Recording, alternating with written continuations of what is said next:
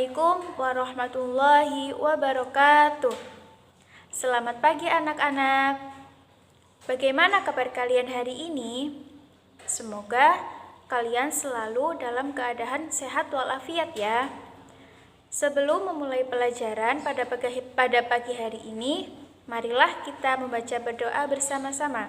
Bismillahirrahmanirrahim. Raditu billahi rabba wa bil islami dina wa bi muhammadin nabiyya wa rasula.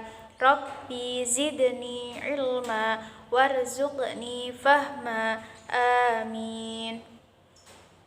Selanjutnya, untuk presensi silahkan kalian tulis nama dan kelas di kolom komentar pada video YouTube yang telah Ibu berikan pada pagi hari ini.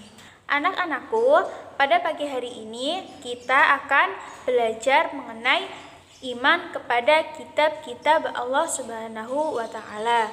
Materi yang akan kita bahas pada pagi hari ini yaitu tentang iman kepada kitab-kitab Allah Subhanahu wa Ta'ala. Materi yang pertama yaitu tentang pengertian iman kepada kitab Allah Subhanahu wa Ta'ala. Rukun iman yang ketiga adalah iman kepada kitab Allah Subhanahu wa Ta'ala. Arti kata kitab adalah tulisan atau yang ditulis, berasal dari kata kataba yang berarti menulis. Dalam bahasa Indonesia, kitab diartikan sebagai buku. Adapun yang dimaksud kitab di sini adalah kitab suci. Ada dua jenis kitab suci. Yang pertama, kitab suci samawi. Yang kedua, ada kitab suci ardi. Kitab suci samawi yakni kitab suci yang bersumber dari wahyu Allah Subhanahu wa Ta'ala dan biasanya disebut dengan kitabullah atau dengan kitabnya Allah. Ada yang berwujud kitab dan ada yang berwujud sohifah atau suhuf. Suhuf itu apa? Suhuf itu adalah lembaran. Dan kitab yang kedua yaitu kitab suci ardi, yakni kitab suci yang tidak bersumber dari wahyu Allah Subhanahu wa Ta'ala, melainkan bersumber dari hasil perenungan dan budidaya akal manusia itu sendiri.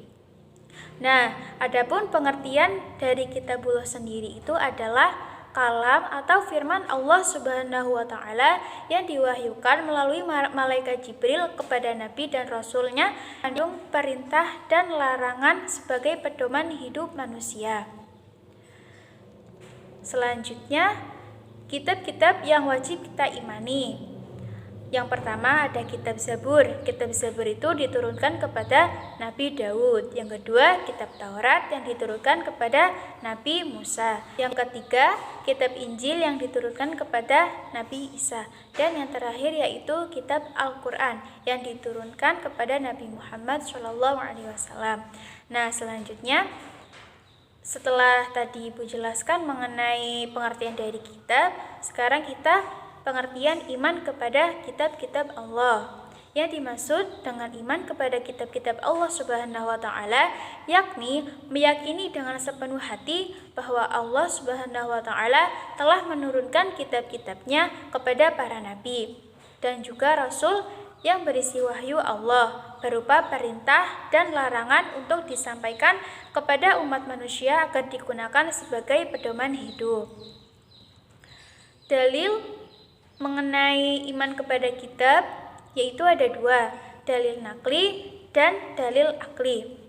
Dalil nakli yaitu tercantum dalam Quran surah Al-Baqarah ayat keempat yang berbunyi Bismillahirrahmanirrahim.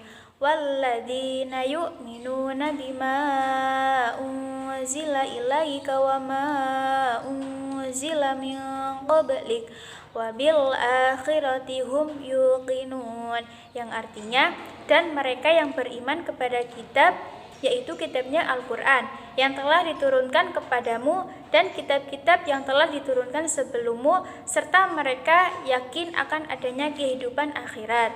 Quran surah Al-Baqarah ayat 4. Dan dalil Allah Subhanahu wa Ta'ala yaitu Maha Alimun.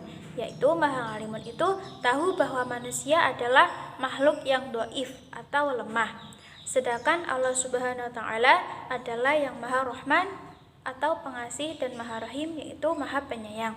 Atas hal itu, Allah Subhanahu wa taala berkehendak memberikan bimbingan kepada manusia agar tetap menjadi makhluk yang paling mulia di sisinya, dengan memberikan pedoman berupa kitab suci lengkap dengan uswah hasanah atau contoh tauladan yang berupa seorang nabi dan rasulnya. Selanjutnya yaitu keistimewaan Al-Quran dibandingkan dengan kitab-kitab sebelumnya.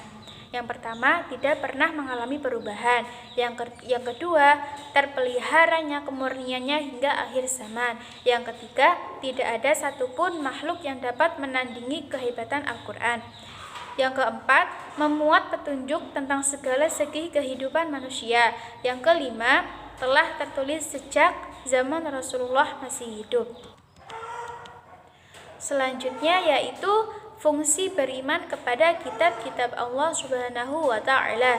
Yang pertama, mempertebal keimanan kepada Allah, karena banyak hal-hal kehidupan manusia yang telah dapat dijawab oleh ilmu pengetahuan dan akal manusia. Yang kedua, memperkuat keyakinan seseorang terhadap tugas Nabi Muhammad SAW.